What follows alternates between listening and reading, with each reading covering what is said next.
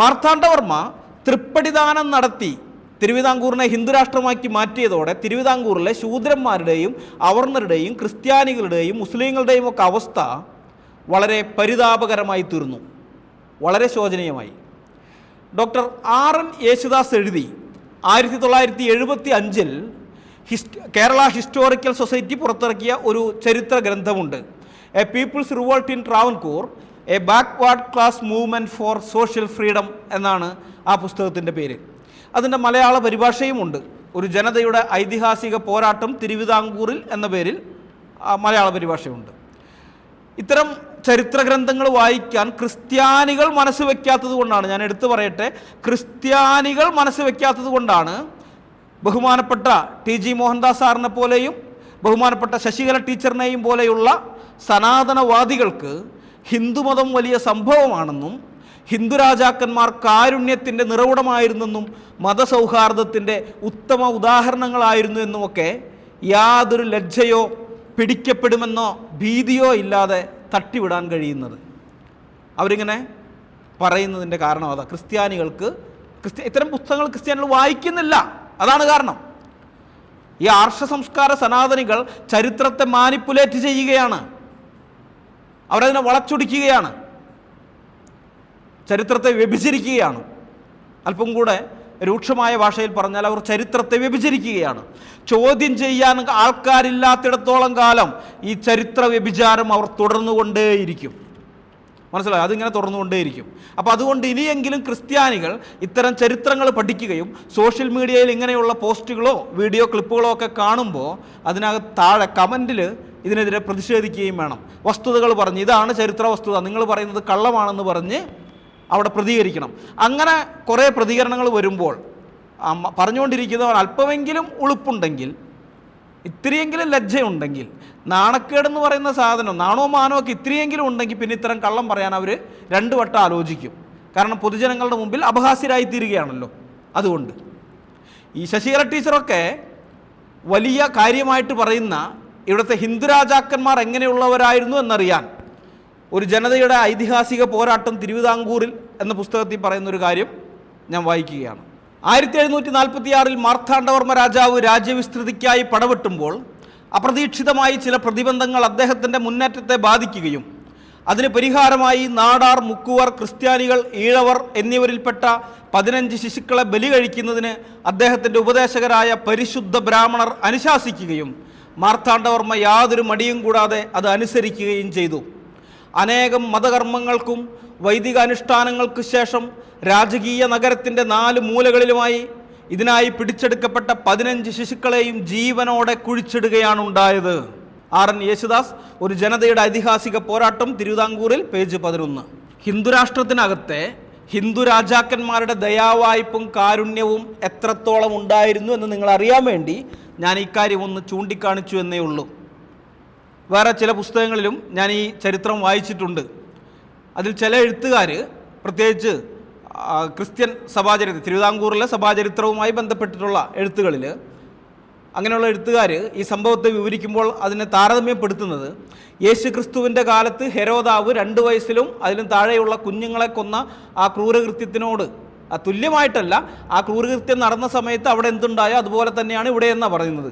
എന്ന് വെച്ചാൽ ഈ ബ്രാഹ്മണ പുരോഹിതന്മാർ മാർത്താണ്ഡവർമ്മയ്ക്ക് ഇങ്ങനെ ഒരു പരിഹാരക്രിയ നിർദ്ദേശിച്ചിട്ടുണ്ട് എന്നറിഞ്ഞപ്പോൾ നാടാർ, മുക്കുവർ, ഈഴവർ, ക്രൈസ്തവർ, ഇങ്ങനെയുള്ള ഈ ക്രിസ്ത്യാനികൾ, ഇങ്ങനെയുള്ള ഈ വിഭാഗങ്ങളിൽപ്പെട്ട മാതാപിതാക്കൾ അവരുടെ ശിശുക്കളെയും മാറോടടക്കി പിടിച്ചുകൊണ്ട് ജീവനും കൊണ്ട് ഓടുകയായിരുന്നു. ആ കുഞ്ഞുങ്ങളെയൊക്കെ രക്ഷിക്കാൻ വേണ്ടിയിട്ട്, അവരുടെ ജീവൻ രക്ഷിക്കാൻ വേണ്ടിയിട്ടല്ല, മാതാപിതാക്കളുടെ ജീവൻ രക്ഷിക്കാൻ വേണ്ടിയിട്ടല്ല അവർ ഓടിയത്, ആ ശിശുക്കളെ, അവരുടെ ശിശുക്കളുടെ ജീവൻ രക്ഷിക്കാൻ വേണ്ടിയിട്ട് ഓടുകയായിരുന്നു. അന്ന് ഹെരോദാവിൻ്റെ ഉത്തരവ് വന്നപ്പോൾ അവിടെയുള്ള 2 വയസ്സിൽ താഴെ പ്രായമുള്ള കുഞ്ഞുങ്ങളുടെ മാതാപിതാക്കളും അത് തന്നെയാണ് ചെയ്തത്. അതേ കാര്യം തന്നെ ഇവരും ചെയ്തു. കരച്ചിലും നിലവിളിയും. ഹിന്ദു രാജാക്കന്മാരുടെ ദയാവായ്പാണ്, കാരുണ്യമാണ് ഈ കാണുന്നതൊക്കെ. നിങ്ങളൊന്ന് ആലോചിക്കണം, സവർണരുടെ ശിശുക്കളെ ബലി കൊടുക്കാൻ ബ്രാഹ്മണർ മാർത്താണ്ഡവർമ്മയോട് പറഞ്ഞില്ല. പറഞ്ഞത് നാടാർ, മുക്കുവർ, ഈഴവർ, ക്രിസ്ത്യാനികൾ, ഈ 4 വിഭാഗക്കാരുടെ കുഞ്ഞുങ്ങളെ, അവരുടെ ശിശുക്കളെ ആ ശിശുക്കളെ ബലി കൊടുക്കാനാണ് പറഞ്ഞത്. എന്ന് വെച്ചാൽ ഇത്രയേ ഉള്ളൂ സംഗതി. ഹിന്ദുരാഷ്ട്രത്തിനകത്ത് വർണ്ണവ്യവസ്ഥയ്ക്ക് പുറത്തുള്ളവരുടെയും ക്രിസ്ത്യാനികളുടെയും ശിശുക്കളുടെ ജീവന് എന്തെങ്കിലും വിലയുള്ളതായി ബ്രാഹ്മണരോ രാജാവോ കണ്ടിരുന്നില്ല. അതാണ് വസ്തുത. ബ്രാഹ്മണർക്ക് വേണ്ടി ക്ഷത്രിയരോ അല്ലാത്തവരോ ആയ ആളുകൾ ഭരണം ഇതാണ് സംഭവിക്കുക. ഹിന്ദുരാഷ്ട്രത്തിനകത്ത് ഭരണം നടത്തുന്നത് ബ്രാഹ്മണരല്ല, ക്ഷത്രിയരാണ്. ഇനിയിപ്പോൾ കേരളത്തിലേക്ക് വരുമ്പോൾ ക്ഷത്രിയരൊന്നുമില്ല, ശൂദ്രരാണ്. ഇവരൊക്കെ നായന്മാരാണ്, ശൂദ്രരാണ്. അപ്പോൾ ശൂദ്രന്മാരെ പിടിച്ച് പിന്നെ ക്ഷത്രിയരാക്കി മാറ്റുകയാണ്. തിരുവിതാംകൂറിലൊക്കെ ഹിരണ്യകർമ്മമൊക്കെ ചെയ്തുകൊണ്ട് അവരെ ക്ഷത്രിയരാക്കി മാറ്റുന്നു.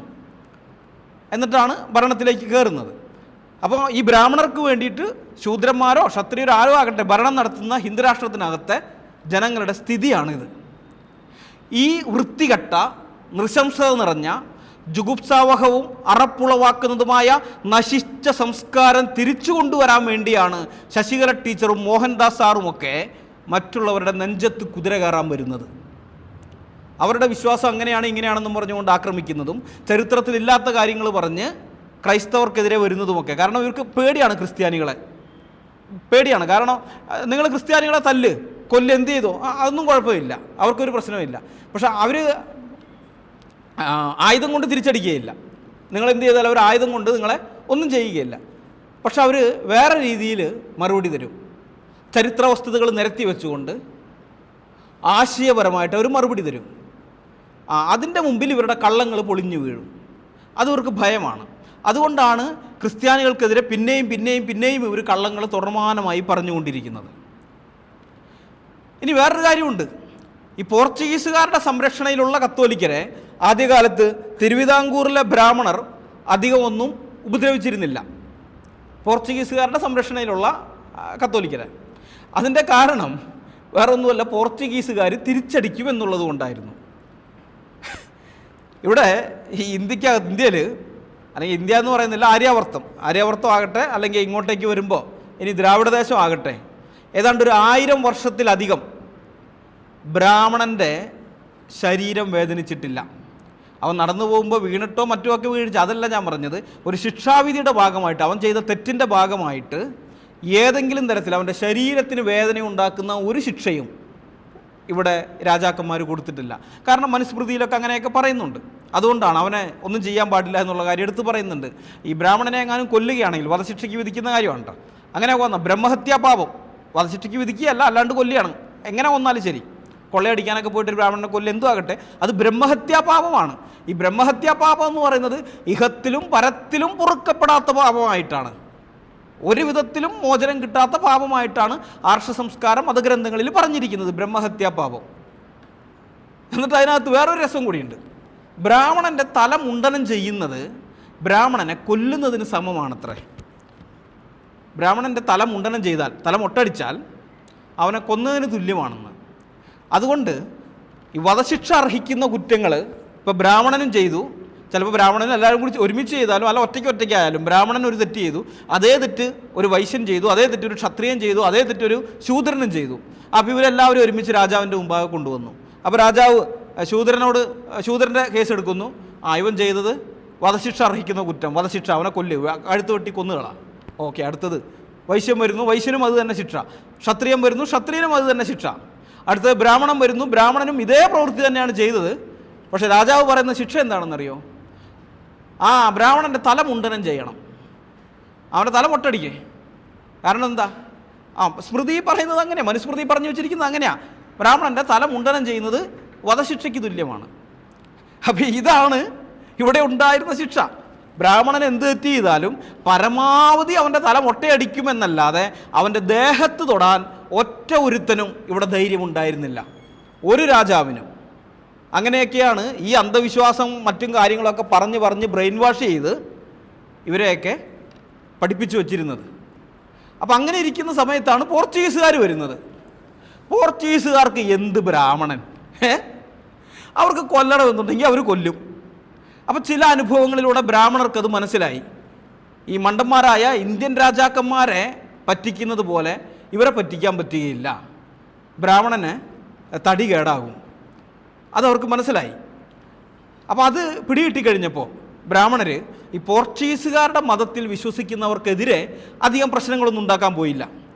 എങ്കിലും ചില സമയത്തൊക്കെ അവർ പ്രശ്നങ്ങൾ ഇളക്കി വിട്ടിട്ടുണ്ട്, ജനങ്ങളെ ഇളക്കി വിട്ടിട്ട് അവിടെയുള്ള കത്തോലിക്കർക്കെതിരെ പ്രശ്നങ്ങളൊക്കെ ഉണ്ടാക്കിയിട്ടുണ്ട്. അതില്ലെന്നല്ല, അപൂർവമായിട്ട് ചില സമയത്തൊക്കെ ഉണ്ട്. എന്നാൽ അങ്ങനെയൊക്കെ ഉണ്ടായി അറിയുമ്പോൾ അപ്പം തന്നെ പോർച്ചുഗീസുകാർ അതിന് തിരിച്ചടിയും കൊടുത്തിട്ടുണ്ട്. അപ്പോൾ ഇത് പലവട്ടമായി കഴിഞ്ഞപ്പോഴാണ് ഇവർക്ക് കാര്യം മനസ്സിലായത്. ഞാൻ ഒരു തെളിവ് നിങ്ങളുടെ മുമ്പാകെ വയ്ക്കുകയാണ്. മാതാവടിയാർ എഴുതി 1930 പ്രസിദ്ധീകരിച്ച ദേവസഹായം പിള്ള ചരിത്രം എന്ന പുസ്തകത്തിൽ ഈ കാര്യം, അതിൻ്റെ ആമുഖത്തിൽ ഈ കാര്യം പറയുന്നുണ്ട്. ഞാൻ ഇന്നൊരു ഭാഗം വായിക്കാം. 1544 അവസാനത്തിൽ ദക്ഷിണ തിരുവിതാംകൂറിൽ ക്രിസ്തുമതം പൂർവാധികം ശക്തിയോടുകൂടി വർദ്ധിച്ചു വരികയായിരുന്നു. ഇത് ഹിന്ദു മതസ്ഥർക്ക് കണക്കില്ലാത്ത വിരോധത്തിനും അസൂയയ്ക്കും കാരണമായി. യാതൊരു കാരണവും കൂടാതെ ജനങ്ങൾ ക്രിസ്ത്യാനികളെ ഉപദ്രവിച്ചു തുടങ്ങി. ഈ വിവരം പോർച്ചുഗീസുകാർ അറിഞ്ഞു. അവരും സൗകര്യം കിട്ടുമ്പോഴെല്ലാം ബ്രാഹ്മണരെ ഉപദ്രവിക്കാനും ഒരുമ്പെട്ടു. 1545 ഡിസൗസ എന്ന പോർച്ചുഗീസുകാരൻ്റെ നേതൃത്വത്തിൽ തേവലക്കര ക്ഷേത്രം കൊള്ള ചെയ്യുന്നതിന് പുറപ്പെട്ടു. വരുന്ന വഴിക്ക് ബ്രാഹ്മണർ തടഞ്ഞു നിർത്തി 12,000 പവൻ തരാം, ക്ഷേത്രത്തെ അശുദ്ധമാക്കരുതെന്ന് അപേക്ഷിച്ചിട്ടും കേൾക്കാതെ ക്ഷേത്രത്തിനകത്ത് പ്രവേശിച്ച് അസംഖ്യ സ്വർണ്ണപാത്രങ്ങളും സ്വർണ്ണക്കട്ടകളും വിലപിടിച്ച രത്നാഭരണങ്ങളും കൈവശപ്പെടുത്തി വീപ്പകളിൽ നിറച്ചുകൊണ്ടു പോവുകയും വഴിയിൽ കണ്ടവരും തടുത്തു നിന്നവരുമായ ബ്രാഹ്മണരെ വെട്ടിക്കൊല്ലുകയും ചെയ്തു. നാട്ടുകാർ ക്രിസ്ത്യാനികളെ ഉപദ്രവിച്ചതിന് പോർട്ടുഗീസുകാരും ഇപ്രകാരം പകരം വീട്ടി സമാധാനപ്പെട്ടു. മാതാവടിയാർ ദേവസഹായം പിള്ള ചരിത്രം ആമുഖോപന്യാസം. അപ്പോൾ ഈ വിവരണം വായിച്ചാൽ നമുക്ക് മനസ്സിലാകുന്നത് എന്താണ്? മതം മാറി കത്തോലിക്കരായവരുടെ ആൾക്കാരെ ഈ ഹിന്ദുക്കളുടെ ആക്രമണങ്ങളിൽ നിന്ന് സംരക്ഷിക്കുക എന്നതിനേക്കാൾ ബ്രാഹ്മണരെ കൊള്ളയടിക്കാനുള്ള ഒരു കാരണം കിട്ടാൻ വേണ്ടി കാത്തിരിക്കുകയായിരുന്നു പോർച്ചുഗീസുകാരെന്നുള്ളതാണ്. കാരണം അവരെ രക്ഷിക്കാനാണെങ്കിൽ അവിടെ കടപ്പുറത്തേക്ക് പോകുമായിരുന്നു. ഇവർ കടപ്പുറത്തേക്കല്ല പോയത്, കടപ്പുറത്തുള്ള കത്തോലിക്കർക്ക് വേണ്ടിയിട്ടുമല്ല പോയത്, ഇവർ വേറെ സ്ഥലത്താണ് പോയത്. അവിടെ ചെന്നിട്ട് ക്ഷേത്രം കൊള്ളയടിക്കുകയാണ് ചെയ്തത്. ക്ഷേത്രം കൊള്ളയടിച്ചു, മുന്നേ വന്ന ബ്രാഹ്മണരെയൊക്കെ വെട്ടിക്കൊല്ലുകയും ചെയ്തു. അപ്പോൾ ഇങ്ങനത്തെ പല സംഭവങ്ങളും ഉണ്ടായപ്പോൾ ബ്രാഹ്മണർക്ക് മനസ്സിലായി, കടൽക്കരയിലുള്ള കത്തോലിക്കരെ തങ്ങൾ ഉപദ്രവിച്ചാൽ തിരിച്ചടി കിട്ടുന്നത് അവിടെയല്ല, വേറെ സ്ഥലത്തായിരിക്കും. കിട്ടാതിരിക്കില്ല, അതവർക്ക് മനസ്സിലായി. അപ്പോൾ ആ തിരിച്ചറിവ് വന്നതോടെ ബ്രാഹ്മണരിൽ നിന്ന് കത്തോലിക്കർക്കെതിരെയുള്ള ഉപദ്രവം വളരെ കുറഞ്ഞു. എന്നാൽ പിന്നീട് പോർട്ടുഗീസുകാരുടെ ശക്തി ക്ഷയിച്ചു. ഡച്ചുകാർ വന്ന് പോർട്ടുഗീസുകാരെ ഓടിപ്പിച്ചു വിട്ടു. അതിൻ്റെ പുറകെ ബ്രിട്ടീഷുകാർ വന്ന് ഡച്ചുകാരെയും ഓടിപ്പിച്ചു വിട്ടു. ഈ പോർട്ടുഗീസുകാരുടെ ശക്തി ക്ഷയിച്ചതോടെ ഹിന്ദുക്കൾ വീണ്ടും കത്തോലിക്കരെ ഉപദ്രവിക്കാൻ തുടങ്ങി. അത് അങ്ങനെയുള്ളത് നമ്മൾ കാണുന്നുണ്ട്. 18-ാം നൂറ്റാണ്ടിൽ കൊച്ചിയിൽ താമസിച്ചിരുന്ന കർമ്മലീത്തൻ മിഷണറി ആയിരുന്ന പൗളിനോ ഡ സാൻ ബാർത്തലോമിയ, പൗളിനോസ് പാതിരി എന്നാണ് നാട്ടുകാർ അദ്ദേഹത്തെ വിളിച്ചിരുന്നത്. അപാര പണ്ഡിതനായിരുന്നു. മലയാളം നന്നായിട്ട് അറിയാമായിരുന്നു, സംസ്കൃതം അറിയാമായിരുന്നു, തമിഴ് അറിയാമായിരുന്നു. അദ്ദേഹമാണ് യൂറോപ്പിൽ അച്ചടിച്ച ആദ്യത്തെ സംസ്കൃതം ലാറ്റിൻ വ്യാകരണ ഗ്രന്ഥം അദ്ദേഹത്തിൻ്റെയാണ്. അപ്പോൾ അങ്ങനെയൊക്കെയുള്ള ഒരു മനുഷ്യൻ. അദ്ദേഹം ഒരു പുസ്തകം എഴുതിയിട്ടുണ്ട്, ഒന്നല്ല കുറേ പുസ്തകം എഴുതിയിട്ടുണ്ട്. അതിലൊരെണ്ണം voyage to the East Indies 1774 and 1781 എന്ന കൃതിയിൽ തിരുവിതാംകൂറിലെയും കൊച്ചിയിലെയും രാജാക്കന്മാരുടെ അന്യമത ആദരവ് എത്രത്തോളം ഉണ്ടെന്ന് അദ്ദേഹം വിവരിക്കുന്നുണ്ട്. അതൊക്കെ വായിക്കുമ്പോഴാണ് നമുക്ക് മനസ്സിലാവുക ഇവർ ഈ പറയുന്ന കള്ളത്തരത്തിൻ്റെ ആഴം എത്ര വലുതാണെന്ന്. ഇവിടെ എല്ലാവരെയും സ്വാഗതം ചെയ്തിരുന്നു, ക്രിസ്ത്യാനികളെ പ്രത്യേകിച്ച് സ്വാഗതം ചെയ്തു, അവർക്ക് ആരാധനാലയങ്ങൾ പണിയാനുള്ള സൗകര്യമൊക്കെ ചെയ്തു കൊടുത്തു എന്ന് ശശികല ടീച്ചറെ പോലെയുള്ളവരൊക്കെ പറയുന്നതിൻ്റെ ആ കള്ളത്തരത്തിൻ്റെയൊക്കെ ആഴം നമുക്ക് മനസ്സിലാകുന്നത് ഇത്തരം ചരിത്രകൃതികൾ വായിക്കുമ്പോഴാണ്. അത് വളരെ സെൻസിറ്റീവായിട്ടുള്ളൊരു ഇഷ്യൂ ആയതുകൊണ്ട്, കാരണം സെൻസിറ്റീവ് ഇഷ്യൂ എന്ന് പറഞ്ഞാൽ വേറെ ഒന്നുകൊണ്ടല്ല, ഞാൻ ഈ പറയുന്ന പല കാര്യങ്ങളും നമ്മുടെ ഇവിടുത്തെ ക്രിസ്ത്യാനികൾക്ക് തന്നെ വിശ്വസിക്കാൻ ബുദ്ധിമുട്ടുള്ളതാണെന്ന് എനിക്കറിയാം. കാരണം എന്നോടൊക്കെ പല ക്രിസ്ത്യാനികളും ചോദിച്ചിട്ടുണ്ട്, ഈ സോഷ്യൽ മീഡിയയിൽ സംഖ്യകളും നമ്മളെ ചൊറിയും, നമ്മൾ തിരിച്ച് മാന്തും.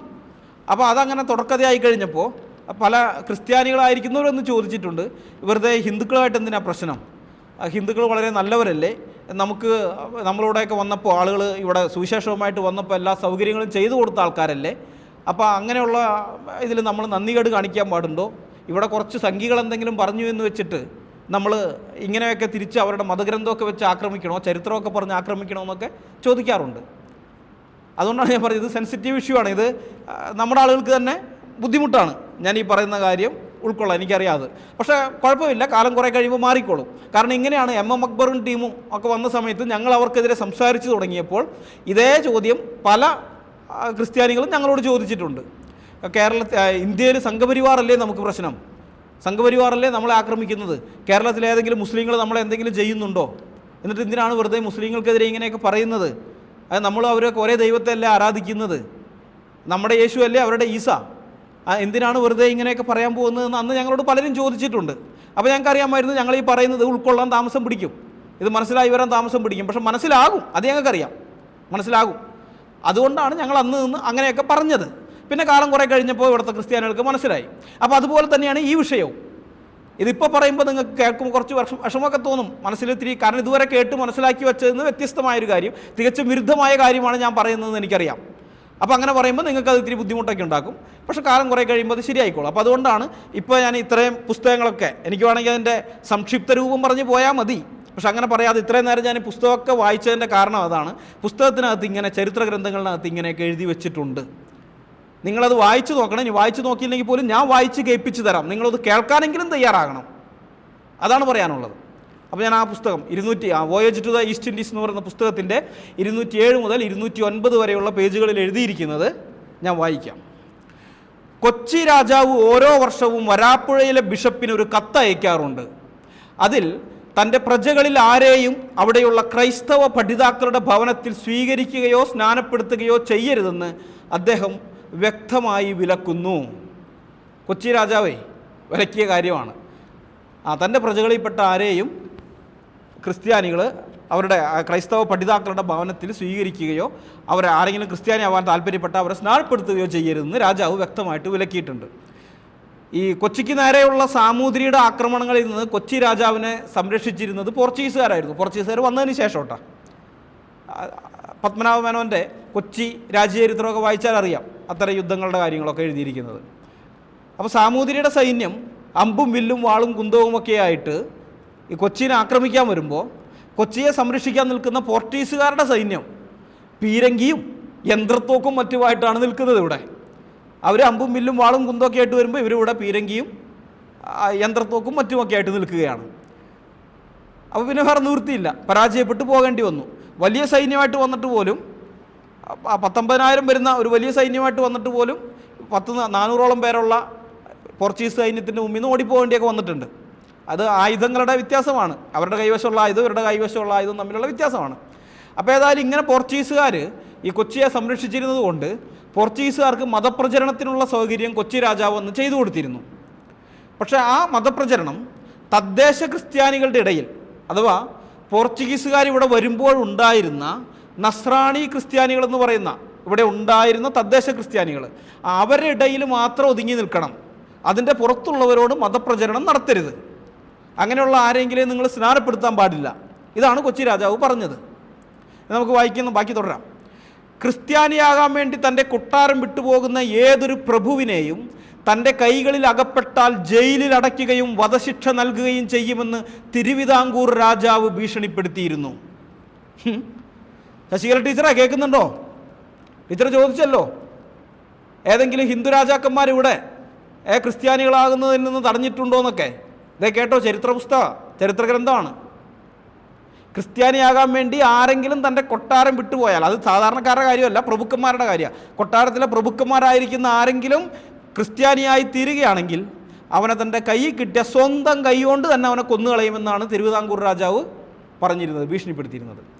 വാസ്തവത്തിൽ യേശുക്രിസ്തുവിൻ്റെ മതം ഉപേക്ഷിക്കാൻ വിസമ്മതിച്ചതിനാൽ ഒരു പ്രഭു കുടുംബത്തിലെ ഉദ്യോഗസ്ഥനായ നീലംപുള്ളയെ ആറമ്പള്ളിയിൽ വെച്ച് വെടിവെച്ചു കൊന്നു. 1787 കത്തോലിക്ക സഭയിൽ നിന്ന് മതം മാറാൻ വിസമ്മതിച്ചതിനാൽ 4 നായന്മാരെ, അതായത് ഉന്നതകുലരായ ശൂദ്രന്മാരെ തിരുവനന്തപുരത്ത് ജയിലിൽ അടച്ചത് ഞാൻ കണ്ടു. പൗളിനോസ് പാതിരി എഴുതുന്നതാണ്. ഇതിനകത്ത് ഈ നീലംപുള്ള എന്ന് പറഞ്ഞിരിക്കുന്നത് നീലകണ്ഠപിള്ളയാണ്. നീലകണ്ഠപിള്ള എന്ന് പറഞ്ഞാൽ ഒരുപക്ഷെ എല്ലാവർക്കും മനസ്സിലാകാൻ സാധ്യതയില്ല, അതുകൊണ്ട് ഞാൻ അദ്ദേഹത്തിന് നമ്മളൊക്കെ അറിയാവുന്ന പരിചിതമായ പേര് പറയാം, ദേവസഹായം പിള്ള. ആ ദേവസഹായം പിള്ളയുടെ രക്തസാക്ഷിത്വത്തെക്കുറിച്ചാണ് പൗളിനോസ് പാതിരി പറയുന്നത്, വെടിവെച്ച് കൊന്നു എന്ന് പറഞ്ഞത്. അതുപോലെ 4 നായന്മാരെ ജയിലിലടച്ച കാര്യം, അത് വേറെ ചരിത്രരേഖകളുണ്ട്, അതിനെ സംബന്ധിച്ചുള്ള വേറെ ചരിത്രരേഖകളുണ്ട്. അവിടെയൊക്കെ നോക്കുമ്പോൾ നമുക്ക് കുറേ കൂടി മനസ്സിലാവും ഇവരോട് കാണിച്ചിരിക്കുന്ന ക്രൂരതകളൊക്കെ. ഇവരുടെ കണ്ണിൽ മുളക് തേക്കുന്നത് അടക്കമുള്ള ക്രൂരതകൾ അവർ കാണിച്ചിട്ടുണ്ട്, ഈ മതം ഉപേക്ഷിച്ച് മടങ്ങി വരാൻ പറഞ്ഞിട്ട്. പക്ഷെ അവർ മടങ്ങി വന്നൊന്നുമില്ല. അതെല്ലാം നമുക്ക് തുടർന്ന് വായിക്കാം.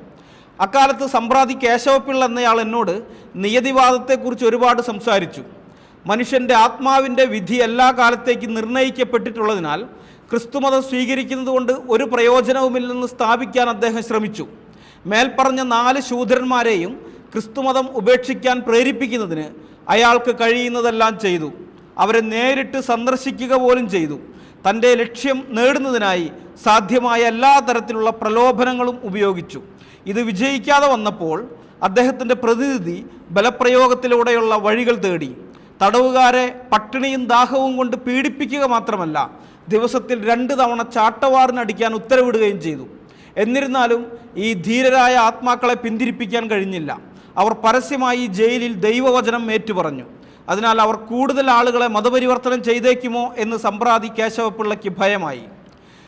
തന്നെ ഇംഗ്ലീഷ് പഠിപ്പിച്ചിരുന്ന ഒരു കത്തോലിക്ക ഭാഷാ പണ്ഡിതൻ വർഷങ്ങൾക്ക് മുൻപ് ക്രിസ്തുമതം സ്വീകരിച്ചൊരു വ്യക്തിയെ വധിച്ചാൽ താങ്കൾക്ക് അഭിവൃദ്ധി ഉണ്ടാകുകയില്ലെന്ന് രാജാവിനെ അറിയിച്ചിരുന്നതിനാൽ അവരെ മരണശിക്ഷയ്ക്ക് വിധേയരാക്കാൻ രാജാവ് ആഗ്രഹിച്ചില്ല. ആ നിരീക്ഷണം രാജാവിന് വളരെ ബോധ്യപ്പെട്ടിരുന്നു. പിന്നീട് അദ്ദേഹം ഈ തത്വം ഒരു നിയമമായി സ്വീകരിക്കുകയും അത് എപ്പോഴും പിന്തുടരുകയും ചെയ്തു. ഈ നിയമം തുടർന്ന് പാലിക്കാൻ ആഗ്രഹിച്ചതിനാൽ ആ 4 ശൂദ്ര തടവുകാരുടെയും അഭിപ്രായം മാറ്റാൻ സാധ്യമായതെല്ലാം ചെയ്തിട്ടും അവർ അവരുടെ വിശ്വാസത്തിൽ ഉറച്ചു നിന്നതുകൊണ്ട് ഒടുവിൽ തോവാളയുടെ അതിർത്തിക്ക് പുറത്തേക്ക് നാട് കടത്തി. 1786 പറവൂരിലെ സിവിൽ മജിസ്ട്രേറ്റ് 11 പേരുള്ള ഒരു അക്രൈസ്തവ കുടുംബത്തെ ഞാൻ എന്തുകൊണ്ട് സ്നാനപ്പെടുത്തി എന്ന വിവരം അറിയുന്നതിനായി എന്നെ അദ്ദേഹത്തിൻ്റെ മുന്നിൽ കൊണ്ടുവരാൻ വേണ്ടി 6 പട്ടാളക്കാരുള്ള ഒരു സംഘത്തെ അയച്ചു. എന്നാൽ ഈ ആളുകൾ സ്വന്തം ഇഷ്ടപ്രകാരം എന്നെ സമീപിക്കുകയും ക്രിസ്തുമതം സ്വീകരിക്കാൻ തയ്യാറാവുകയും ചെയ്തതിനാൽ അവരെ തിരസ്കരിക്കാൻ എനിക്ക് സാധിക്കില്ല എന്ന് സത്യം ചെയ്തുകൊണ്ട് ഞാൻ രാജാവിന് ഉടൻ തന്നെ എഴുതിയതിനാൽ എനിക്ക് ആ പട്ടാളക്കാരിൽ നിന്ന് രക്ഷപ്പെടാൻ കഴിഞ്ഞു. രാജാവ് മുൻപേ എന്നെ വീരശൃംഖല നൽകി ബഹുമാനിച്ചിരുന്നു. അതുകൊണ്ട് ഈ വിഷയം താൻ പ്രതീക്ഷിച്ചതിനേക്കാൾ കൂടുതൽ ബുദ്ധിമുട്ടുകൾ ഉണ്ടാക്കുമെന്ന് മജിസ്ട്രേറ്റിന് മനസ്സിലായി. അതിനാൽ അദ്ദേഹം ആ ശ്രമം ഉപേക്ഷിച്ചു. ഈ പുതിയ ക്രിസ്ത്യാനികളെ അപ്പോഴേക്കും വരാപ്പുഴയിൽ നിന്ന് അയച്ചിരുന്നു. അതിനാൽ അവർ അദ്ദേഹത്തിൻ്റെ അതിരിന് പുറത്തായിരുന്നു. ഇതിൽ നിന്ന് മനസ്സിലാകുന്നത് ഇന്ത്യക്കാരെ ക്രിസ്തുമതത്തിലേക്ക് മാറ്റാൻ ശ്രമിക്കുമ്പോൾ എത്ര ജാഗ്രത പുലർത്തിയാലും അധികമാവില്ല എന്നാണ്. ഇത്തരം സംഭവങ്ങൾ ഒരു മിഷണറിക്ക് തൻ്റെ കഴിവുകൾ പ്രകടിപ്പിക്കാൻ വേണ്ടത്ര അവസരം നൽകുന്നു. Voyage to the East Indies, page 207 മുതൽ 209 വരെ.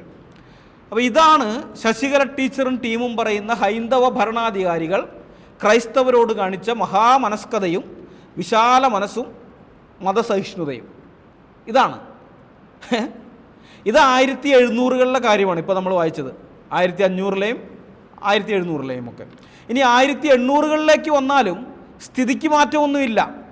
1800കളിലേക്ക് വന്നാലും സാമുവൽ മറ്റീറിൻ്റെ ഞാൻ കണ്ട കേരളം, പേജ് 105, 106 ഇന്നാട്ടിലെ ഹിന്ദുക്കൾ ക്രിസ്ത്യൻ പ്രവർത്തകരോട് കാണിക്കുന്ന മതസൗഹാർദ്ദവും വിശാല മനസ്കതയും വിവരിക്കുന്നുണ്ട്. സാമുവൽ മറ്റീർ വിവരിക്കുന്നത് ഞാനതും വായിക്കാം. അവിശ്വാസികളിൽ നിന്നും പ്രത്യേകിച്ച് പൂണിയാട്ട് രാജായുടെ പ്രദേശങ്ങളിൽ കടുത്ത എതിർപ്പുകളെ നേരിടേണ്ടി വന്നു. രാജായുടെ സേവകർ പല ക്രിസ്ത്യാനി പ്രവർത്തകരെയും മർദ്ദിക്കുകയുണ്ടായി.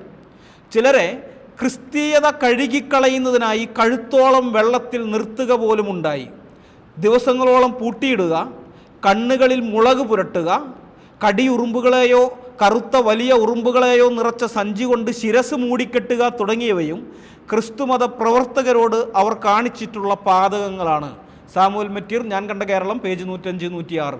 മഹാമനസ്കതയാണ്, മതസഹിഷ്ണുതയെ, വിശാല മനസ്സ്. അതാണ് ഇപ്പോൾ കേട്ടത്, നമ്മൾ വായിച്ചത്. ഇവിടെയുള്ള ഹിന്ദുക്കൾ എങ്ങനെയാണ് ക്രിസ്ത്യാനികളോട് ഇടപെട്ടതെന്ന് ഇപ്പോൾ വായിച്ചില്ല ചരിത്രത്തിൽ. ഇതിനൊക്കെ ദൃക്സാക്ഷികളായ ആൾക്കാരാണ് ഇതൊക്കെ രേഖപ്പെടുത്തി വെച്ചിരിക്കുന്നത്. സാമുവൽ മറ്റീർ ഇതൊക്കെ നേരിട്ട് കണ്ടിട്ടുള്ള ആളാണ്. ഈ ക്രിസ്തുമത പ്രചാരകരെന്ന് ക്രിസ്തുമത പ്രവർത്തകരെന്ന് സാമുവൽ മറ്റീറോട് പറഞ്ഞിരിക്കുന്നത് മതപ്രചരണത്തിന് വേണ്ടി നടക്കുന്ന ആൾക്കാരെ കുറിച്ച് മാത്രമല്ല കേട്ടോ. അങ്ങനെയാണെന്ന് മാത്രം അങ്ങനെ വിചാരിക്കരുത്. ഈ അടിമകൾക്കും അവർണർക്കും ആദിവാസികൾക്കുമൊക്കെ വിദ്യാഭ്യാസം നൽകാൻ വേണ്ടി മിഷണറി സ്കൂളുകൾ സ്ഥാപിച്ചിരുന്നല്ലോ. ആ മിഷണറി സ്കൂളുകളിലെ അധ്യാപകരെയും അന്ന് വിളിച്ചിരുന്നത് അങ്ങനെയാണ്, ക്രിസ്തുമത പ്രവർത്തകരെന്നാണ്. അധ്യാപകർ എന്നുള്ളതിനേക്കാൾ ഉപരി, കാരണം ക്രിസ്ത്യൻസിൻ്റെ സ്കൂളിൽ അവർ പഠിപ്പിക്കുന്നു, അവരും ക്രിസ്ത്യാനികളാണ്. അപ്പോൾ അതുകൊണ്ട് അവരെ ക്രിസ്തുമത പ്രവർത്തകരെന്ന് വിളിച്ചിരുന്നു. അപ്പോൾ അങ്ങനെയുള്ള പ്രവർത്തകരെ ഉപദ്രവിച്ച കാര്യമാണ് സാമുവൽ മറ്റീർ പറയുന്നത്. കാരണം സഹസ്രാബ്ദങ്ങളായി തങ്ങൾ അടിച്ചമർത്തി വച്ചിരിക്കുന്ന മനുഷ്യർക്ക് വിദ്യാഭ്യാസവും ഭക്ഷണവും നൽകി അവരെ സ്വതന്ത്രരാക്കാൻ നടക്കുന്നവരാണ് ഈ ക്രിസ്തുമത പ്രവർത്തകർ അല്ലെങ്കിൽ മിഷണറിമാരെന്നുള്ള കാര്യം അവർക്കറിയാം. അതുകൊണ്ടാണ് അവർ പീഡിപ്പിച്ചത്. അത് 106-ാമത്തെ പേജിൽ സാമുവൽ മറ്റീർ ഒന്നും കൂടി പറയുന്നുണ്ട്. അക്ഷരം പഠിക്കുന്ന പക്ഷം തങ്ങൾക്ക് ചൂഷണം ചെയ്യാനാവില്ലെന്ന കാരണത്താൽ നായർ ജാതിക്കാരും മുഹമ്മദീയരും താഴേക്കിടയിലുള്ള സർക്കാർ ഉദ്യോഗസ്ഥരും അരയ ക്രിസ്ത്യാനികളെ ഇന്നും വളരെയധികം പീഡിപ്പിക്കുന്നു. സാമുവൽ മറ്റീർ, ഞാൻ കണ്ട കേരളം, പേജ് 106. വിദ്യാഭ്യാസം നേടാൻ മോഹിച്ച മലയരയ വിഭാഗത്തിൽപ്പെട്ട ക്രിസ്ത്യാനികളെ, അവർക്ക് ക്ലാസ്സുകളൊക്കെ എടുത്തിരുന്ന ആൾക്കാരെ മാത്രമല്ല, അവിടെ ക്ലാസ്സിൽ പഠിക്കാൻ വന്നിരുന്ന മലയാള വിഭാഗത്തിൽപ്പെട്ട ആൾക്കാരെയും സനാതന മതക്കാരും ഇസ്ലാം മതക്കാരും പീഡിപ്പിച്ചതിനെക്കുറിച്ചാണ് സാമുവൽ മറ്റീർ എഴുതിയിരിക്കുന്നത്.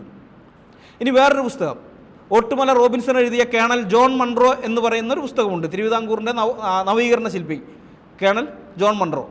അപ്പോൾ ആ പുസ്തകത്തിൽ ഈ ദേവസഹായം പിള്ളയെ പീഡിപ്പിച്ചതിനെക്കുറിച്ച് അതിനകത്ത് പറയുന്നത് ഞാനൊന്ന് വായിക്കാം. പ്രലോഭനങ്ങളിലും വാഗ്ദാനങ്ങളിലും അകപ്പെടാതെ നീലകണ്ഠം പിള്ള ഉയർന്ന ജാതികളിൽ നിന്നുള്ള ആളുകളെ ക്രിസ്തുമാർഗത്തിലേക്ക് കൊണ്ടുവന്നു. ഇതിൽ അമർഷം പൂണ്ട പ്രധാനമന്ത്രി രാമയ്യൻ തളവ രാജാവിനെ സമീപിച്ച് ദേവസഹായം പിള്ളയ്ക്കെതിരെ കുറ്റപത്രം ഹാജരാക്കി ക്രിസ്ത്യാനികളെ ഉപദ്രവിക്കുന്നതിനുള്ള അധികാരപത്രം സമ്പാദിച്ചു. തിരുവിതാംകൂറിൽ ക്രിസ്ത്യാനികൾക്കെതിരായ പീഡനം ആരംഭിക്കുവാൻ ഇത് മുഖാന്തരമായി. ദേവസഹായം പിള്ളയെ 1749 ഫെബ്രുവരി 23 അറസ്റ്റ് ചെയ്ത് ജയിലിലടച്ചു. ഒരു പോത്തിൻ്റെ പുറത്ത് കയറ്റി ഗ്രാമങ്ങൾ തോറും ഓടിച്ചു കൊണ്ടുപോവുകയും നിത്യേന 50 പ്രഹരം വീതം ഏൽപ്പിച്ച ശേഷം മുറിവുകളിലും മൂക്കിലും മുളക് പൊടി വിതറി വെയിലത്ത് നിർത്തി കെട്ടിക്കിടക്കുന്ന മലിനജലം മാത്രം കുടിക്കാൻ നൽകുകയും ചെയ്തു. Ottumala Robinson, colonel John Munro, page 97. Devasahayam പിള്ളയെ ഉപദ്രവിച്ച കാര്യമാണ്. അദ്ദേഹത്തിനെ അടിക്കുന്നു, ദേഹത്ത് മുറിവുകളുണ്ടാക്കുന്നു, പിന്നെ മുറിയിലും മൂക്കിലുമൊക്കെ മുളക് പൊടി വിതറുന്നു, നട്ടുച്ചയ്ക്ക് വെയിലത്ത് കൊണ്ടുപോയി നിർത്തുന്നു, പിന്നെ ഓടയിലുള്ള മലിനജലം കുടിക്കാൻ കൊടുക്കുന്നു. നമുക്കറിയാം, ദേഹത്തു നിന്ന് രക്തമൊക്കെ വാർന്ന് വെയിലത്ത് നിൽക്കുന്ന സമയത്ത് നല്ല ദാഹം ഉണ്ടാകും. കാരണം ശരീരത്തിൽ നിന്ന് ധാരാളം ജലാംശം നഷ്ടപ്പെടുകയാണ്. ആ സമയത്ത് കുടിക്കാൻ കൊടുക്കുന്നത് ഓടയിൽ കെട്ടിക്കിടക്കുന്ന മലിനജലം. എന്തിനാണ് ഇതൊക്കെ ചെയ്തത്? അദ്ദേഹം എന്തെങ്കിലും അഴിമതി നടത്തിയതിൻ്റെ പേരിലല്ല. അദ്ദേഹം ഉദ്യോഗസ്ഥനായിരുന്നു, സർക്കാരിലെ ഉയർന്ന ഉദ്യോഗസ്ഥനായിരുന്നു, ഡിലനോയുടെ അടുത്ത സ്നേഹിതനായിരുന്നു. ഡിലനോയി മുഖാന്തരമാണ് അദ്ദേഹം ക്രിസ്തുവിനെ അറിയുന്നത്, ക്രിസ്ത്യാനിയായി തീരുന്നത്. അപ്പോൾ അത്ര ഉയർന്ന പൊസിഷനിലുണ്ടായിരുന്നു. ഡിലനോയി എന്ന് പറയുന്നത് അവരുടെ സർവ്വസൈന്യാധിപനായിട്ടായിരുന്നു, വലിയ ക്യാപ്റ്റൻ ആയിരുന്നു. അപ്പോൾ അത്ര ഉയർന്ന പൊസിഷനിലുണ്ടായിരുന്ന ആളാണ് ദേവസഹായം പിള്ള, ഈ നീലകണ്ഠം പിള്ള, പിന്നീട് ദേവസഹായം പിള്ളയായത്.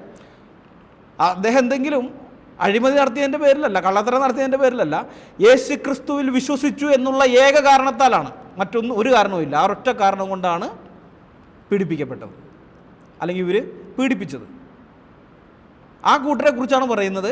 ഇവിടെ ക്രിസ്ത്യാനികൾ വന്നപ്പോൾ ക്രിസ്ത്യാനികൾക്ക് എല്ലാ സൗകര്യങ്ങളും ചെയ്തു കൊടുത്തിരുന്നു ഹിന്ദുക്കളെന്ന്. വ്യാജമാണ്, നുണയാണ്. തിരുവിതാംകൂറിലെ ആദ്യത്തെ പ്രൊട്ടസ്റ്റന്റ് മിഷണറിയായ വില്യം തോബിയാസ് റിങ്കിൾടോപ്പ്, അദ്ദേഹം തിരുവിതാംകൂറിലേക്ക് വരുന്നതിനെക്കുറിച്ച് തൻ്റെ സുഹൃത്തിന് കത്തെഴുതിയപ്പോൾ പറഞ്ഞത് ഇങ്ങനെയാണ്. ആ കത്തിൽ നിന്നുള്ളൊരു ഭാഗം ഓട്ടുമല റോബിൻസൻ്റെ കേണൽ ജോൺ മൺറോ എന്ന് പറയുന്ന പുസ്തകത്തിനകത്ത് കൊടുത്തിട്ടുണ്ട്.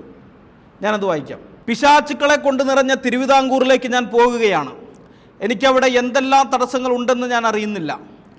സുവിശേഷം പ്രസംഗിക്കുമ്പോൾ ചിലപ്പോൾ എന്നെ കൊലപ്പെടുത്തിയെന്ന് വരും. എനിക്കതിൽ ഭയമില്ല. പക്ഷെ ആ സ്ഥലത്ത് എൻ്റെ രക്ഷകനെ പ്രഘോഷിക്കാൻ ഒരു നാവല്ലേ ഉള്ളൂ എന്ന് കരുതി ഞാൻ ദുഃഖിക്കുന്നു. Ottumala Robinson, colonel John Munro, page 98. നിങ്ങൾ ഈ ആഫ്രിക്കയിലേക്ക് സുവിശേഷവുമായി പോയിട്ടുള്ള മിഷണറിമാരുണ്ടല്ലോ, അവരുടെയൊക്കെ ജീവചരിത്രം വായിക്കുമ്പോൾ അറിയാം, അവരും ഇതുപോലെയാണ്. പോകുന്നതിന് മുമ്പ് തങ്ങളുടെ സുഹൃത്തുക്കൾക്ക്, കുടുംബക്കാർക്ക്, ബന്ധുക്കൾക്കൊക്കെ കത്തയക്കും. അപ്പോൾ അത്തരം കത്തുകളിൽ ഇതുപോലെയുള്ള പ്രയോഗങ്ങൾ കാണാം. നരഭോജികളുടെ ഇടയിലേക്ക് പോവുകയാണ്, അല്ലെങ്കിൽ ക്രൂരന്മാരായിരിക്കുന്ന ആൾക്കാരുടെ ഇടയിലേക്ക് പോവുകയാണ്. ഞാൻ കൊല്ലപ്പെടാൻ സാധ്യതയുണ്ട്, തിരിച്ചു വരുമെന്ന് യാതൊരു ഉറപ്പുമില്ല, തിരിച്ചു വരാൻ സാധ്യതയില്ല, ഒരുപക്ഷെ ഇതായിരിക്കും എൻ്റെ അവസാനത്തെ കത്ത് എന്നൊക്കെ പറഞ്ഞിട്ടായിരിക്കും അവർ കത്തെഴുതുക. അതേ രീതിയിലുള്ള കത്താണ് തിരുവിതാംകൂറിലേക്ക് വരുമ്പോൾ റിങ്കിൾടോപ്പ് എഴുതുന്നത്. അപ്പോൾ തിരുവിതാംകൂറിലെ ജനങ്ങൾ ഏത് രീതിയിലാണ് ക്രൈസ്തവരോട് ഇടപെട്ടിരുന്നത് എന്നുള്ളത്, ആഫ്രിക്കയിലുള്ള നരഭോജികളൊക്കെ എങ്ങനെയാണോ അവിടേക്ക് ചെന്ന് ക്രിസ്ത്യൻ മിഷണറിമാരോട് ഇടപെട്ടിരുന്നത്, അങ്ങനെ തന്നെയാണ് ഇവരോട് ഇടപെട്ടിട്ടുള്ളത്. അതുകൊണ്ടാണ് റിങ്കിൾടോപ്പ് അത് പറയുന്നത്, വെറുതെ പറഞ്ഞതല്ല. അത് മാധവടിയാർ എഴുതിയ ദേവസഹായം പിള്ള ചരിത്രം, ആ പുസ്തകത്തിൻ്റെ ആമുഖത്തിൽ നിന്നൊരു ഭാഗം ഞാൻ ഉദ്ധരിക്കാം. 1853 ഉത്തരം തിരുനാൾ മാർത്താണ്ഡവർമ്മ മഹാരാജാവിൻ്റെ കാലത്തെ ദിവാൻ കൃഷ്ണരായരായിരുന്നു. ഇദ്ദേഹം ഇംഗ്ലീഷുകാരെയും മിഷണറിമാരെയും അവഗണിച്ച് ചില പ്രവൃത്തികൾ ചെയ്തിരുന്നു. കൂടാതെ നാട്ടിൽ ക്രിസ്തുമതത്തിൽ ചേർന്നവരെ ഗവൺമെൻറ്റിൽ നിന്നും അനാവശ്യമായി ഉപദ്രവിക്കുക, ക്രിസ്ത്യാനികളുടെ ഉത്സവ സ്ഥലങ്ങളിൽ ചെന്ന് പോലീസ് അധികൃതന്മാർ അനാവശ്യമായ ലഹളയുണ്ടാക്കുക, ക്രിസ്ത്യൻ സ്ത്രീകളെ അവമാനിക്കുക, മുട്ടിന് താഴ്ത്തി മുണ്ടെടുക്കുന്ന ക്രിസ്ത്യാനികളെ മുട്ടിന് താഴ്ത്തി അടിക്കുക, വെള്ളമുണ്ടെടുത്ത് വഴികളിൽ കൂടി നടക്കുകയാണെങ്കിൽ ചാണകം കലക്കി ഒഴിച്ച് മുണ്ട് വൃത്തികേടാക്കി ഓടിക്കുക, റൗക്ക, ജാക്കറ്റ്, ദാവണി മുതലായവ ഉപയോഗിക്കുന്ന സ്ത്രീകളെ നിന്ദിക്കുകയും ശരീരോപദ്രവം ഏൽപ്പിക്കുകയും ചെയ്യുക മുതലായ പലവിധ കൃത്യങ്ങൾ നടന്നു വന്നിരുന്നു. എ മാതാവടിയാർ, ദേവസഹായമുള്ള ചരിത്രം, ആമുഖോപന്യാസം. അപ്പോൾ ഇങ്ങനെയൊക്കെ ചെയ്തിരുന്ന ആ കൂട്ടർ, ഇത് 1853 ഇതിനു മുമ്പാണ് 1806 റിങ്കിൾ ടോപ്പ് വരുന്നത്, അതിൻ്റെ ഒരു 50 കൊല്ലം മുന്നേ. അപ്പോൾ ഇതിനേക്കാളും കഷ്ടമായിരുന്നു അന്നത്തെ അവസ്ഥ. അതുകൊണ്ടാണ് റിങ്കിൾ ടോപ്പ് അങ്ങനെ എഴുതിയത്. CM ആഗൂറിൻ്റെ ചർച്ച് ഹിസ്റ്ററി ഓഫ് ട്രാവൻകൂർ എന്ന് പറയുന്ന പുസ്തകമുണ്ട്. ആ പുസ്തകത്തിൻ്റെ പേജ് 55 തിരുവിതാംകൂർ സർക്കാർ 1780, അതായത് വില്യം റിങ്കിൾ ടോപ്പ് ഇവിടെ വരുന്നതിന്, തിരുവിതാംകൂറിൽ മിഷണറി ആയിട്ട് വരുന്നതിനും 25 കൊല്ലം മുൻപ് ക്രിസ്ത്യാനികൾക്കെതിരെ നടത്തിയ ക്രൂരമായ നരനായാട്ടിനെ കുറിച്ച് പറയുന്നുണ്ട്. ആ ചരിത്രത്തിൽ പറയുന്നുണ്ട്, ഞാനത് വായിക്കാം. ക്രിസ്തുമതത്തിനെതിരെ ശക്തമായ ഒരു കുരിശുദ്ധം നടന്ന അടുത്ത സന്ദർഭം 1780 അന്ന് തിരുവിതാംകൂറിലെ ദിവാൻ നാഗംപിള്ള തെക്കൻ പ്രദേശത്തെ പുതുതായി മതപരിവർത്തനം ചെയ്തവർക്കെതിരെ ഒരു പീഡനം ആരംഭിക്കുകയും ക്രിസ്ത്യാനികളെ പഴയ വിജാതീയ ആചാരങ്ങളിലേക്ക് മടങ്ങാൻ നിർബന്ധിക്കുകയും ചെയ്തു. അത് നിഷേധിച്ച 20,000-ഓളം പേർ തങ്ങളുടെ വീടുകൾ ഉപേക്ഷിച്ച് പർവ്വതങ്ങളിൽ അഭയം തേടി. അദ്ദേഹത്തിൻ്റെ കൈകളിൽ അകപ്പെട്ട 300 ദുർഭാഗ്യവാന്മാരിൽ 10 പേരെ മരക്കൊമ്പുകളിൽ തൂക്കിലേറ്റി, 80 പേരെ ക്രൂരമായി മർദ്ദിച്ചു.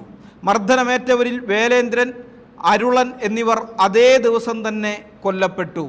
CM Agur, church history of Travancore, page 55. Sasikala ടീച്ചറേ, ഹിന്ദുക്കൾ ക്രിസ്ത്യാനികളോട് കാണിച്ചിട്ടുള്ള മതസൗഹാർദ്ദത്തെക്കുറിച്ച് നിങ്ങൾ പറഞ്ഞില്ല. അത് ഇതാണോ ആ മതസൗഹാർദ്ദം?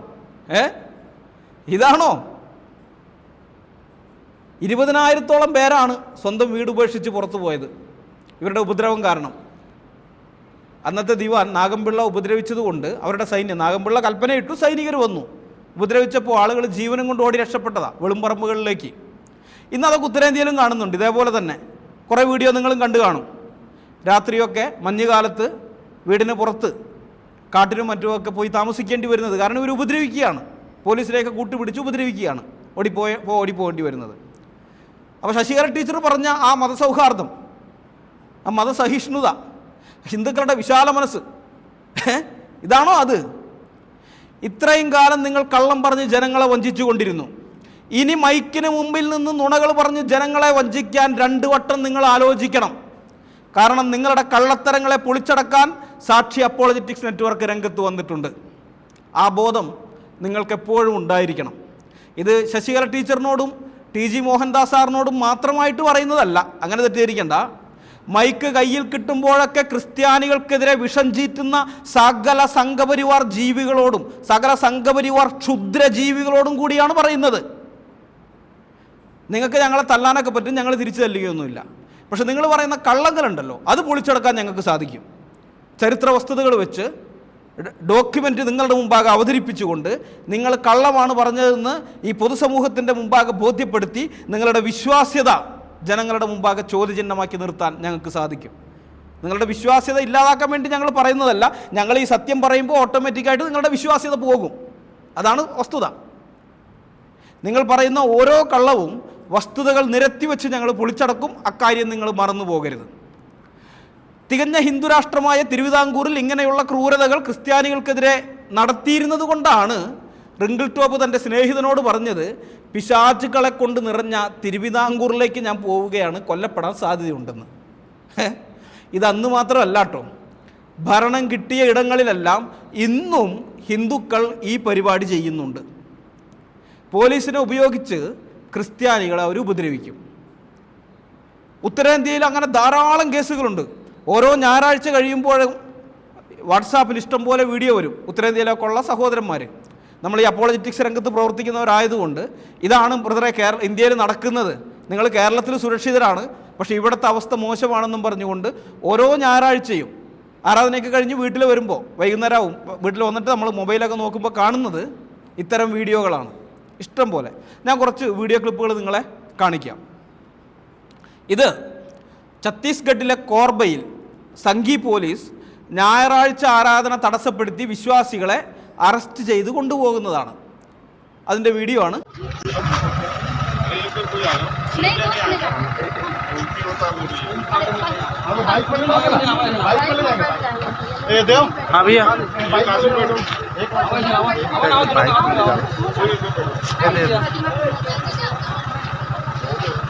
उल्टी होता उनको बाइक से ले जाओ। एक गाड़ी निकाल रहे हैं कुणाल।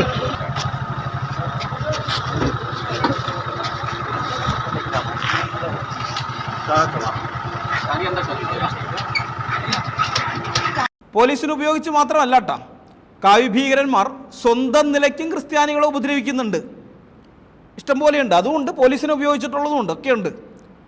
ബൈബിൾ എന്ന് പറഞ്ഞാൽ ഇന്ത്യയിൽ നിരോധിക്കപ്പെട്ട ഏതോ ഗ്രന്ഥം എന്നുള്ള നിലയിലാണ് യുവന്മാർ അഭ്യാസം കാണിക്കുന്നത് കണ്ടാൽ തോന്നാം. ബൈബിളൊക്കെ പിടിച്ചെടുത്തിട്ട് വലിയ കാര്യത്തിൽ ഇതാ അവരുടെ അവിടുത്തെ ഇത്രയധികം ബൈബിൾ ഉണ്ടായിരുന്നു, ഞങ്ങളിതൊക്കെ എടുത്തുകൊണ്ട് വന്നാണെന്ന് പോലീസ് സ്റ്റേഷനിൽ ചെന്ന് പറയുന്നത്. ബൈബിൾ നിരോധിക്കപ്പെട്ട പുസ്തകമാണെന്നുള്ള നിലയിലാണ്. അതുപോലെ ആരാധനയ്ക്ക് പോകുന്ന ആൾക്കാരെയൊക്കെ തടഞ്ഞു നിർത്തി ചോദ്യം ചെയ്യുന്നു. പോകുന്നവരെ മാത്രമല്ല, ആരാധനാ ഹാളിനകത്തേക്ക് കടന്നു ചെന്നിട്ട് ആരാധന നടന്നുകൊണ്ടിരിക്കുക അവിടെ ചെന്നിട്ട് നിർത്തുമെന്നും പറഞ്ഞ് അത് ആരാധന തടയുന്നു. എന്നിട്ട് അവരെ ചോദ്യം ചെയ്യുന്നു, അവരെ മർദ്ദിക്കുന്നു. എന്നിട്ട് പോലീസിനെ വിളിച്ചു വരുത്തി അറസ്റ്റ് ചെയ്യിപ്പിക്കുന്നു. പോലീസ് ശരിക്കും അറസ്റ്റ് ചെയ്യേണ്ടത് ഇവന്മാരെയാണ്, ഈ കാവ്യ ഭീകരന്മാരെയാണ്. പക്ഷെ പോലീസ് അത് ചെയ്യുകയില്ല. പോലീസ് അറസ്റ്റ് ചെയ്യുന്നത് ക്രൈസ്തവരെ. ഈ വീഡിയോ ഇത് ഒറ്റ വീഡിയോ അല്ല, ഓരോ വീഡിയോ ആയിട്ട് കാണിച്ച് വിശദീകരിക്കുകയാണെങ്കിൽ സമയം കുറേ പോകും. അതുകൊണ്ട് ഞാൻ പല വീഡിയോ ക്ലിപ്പുകളിൽ നിന്നുള്ളത് കുറച്ച് ഭാഗങ്ങൾ, അതിൻ്റെ കുറച്ച് 10-20 സെക്കൻഡൊക്കെ ഉള്ളത് മാത്രം കട്ട് ചെയ്ത് എടുത്തിരിക്കുന്നതാണ്. ഒരു വീഡിയോ കമ്പൈലേഷനാണ്. ഇതൊന്ന് കണ്ടു നോക്ക്.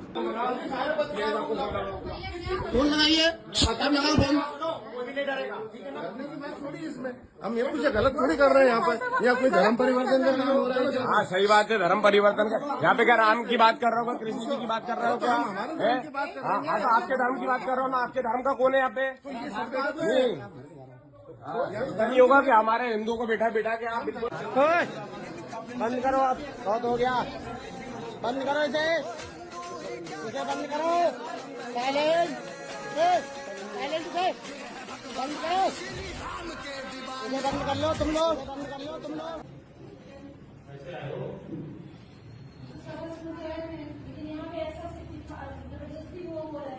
ब्राह्मण को पकड़ो, इस तरीके से सिखाया जा रहा है। ब्राह्मण को उनका जो ऑर्गेनाइजेशन बोलेंगे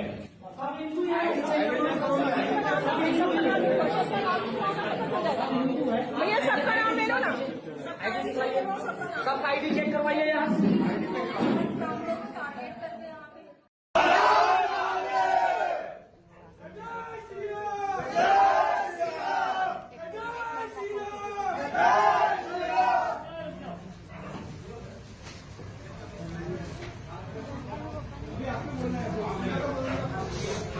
फोन कर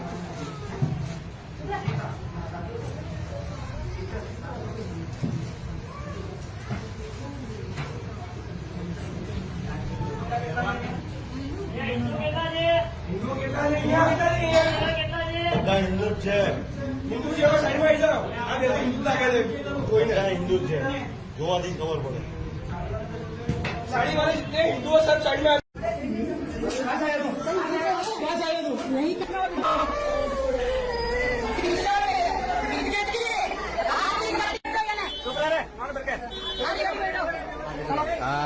मीडिया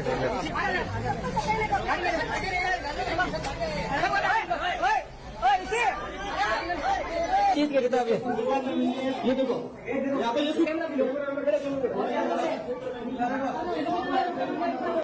अरे बहन से योगी के मर के अपना सब निदान कर दिया, बहन से इधर छोड़ दिया, राम मंदिर का श्री राम का जय श्री राम। देख ले एक मिनट कोई ना बोलो, अगर लगेगा तो किसी मत दम है, अरे तुम्हारा प्रोग्राम करके दिखा दो, ठीक है।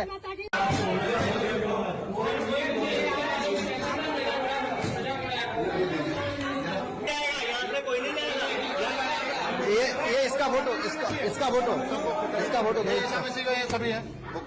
पुलिस आ रही है आपके लिए हम जब आपने क्या बताया था, हम जब यहाँ आए थे मेरे सारे वीडियो आपके मिल चुके हैं। ये क्या हो रहा है, ये क्या है? पवित्र बाइबल और यहाँ पर पूरा हिंदू फैमिली है, हिंदू समाज के सबूत चाहिए। देखिए यहाँ पर बाइबल निकला है, ये सबूत है। अपनी बात को चेंज मत करो और ये कितने लोगों को तुम ये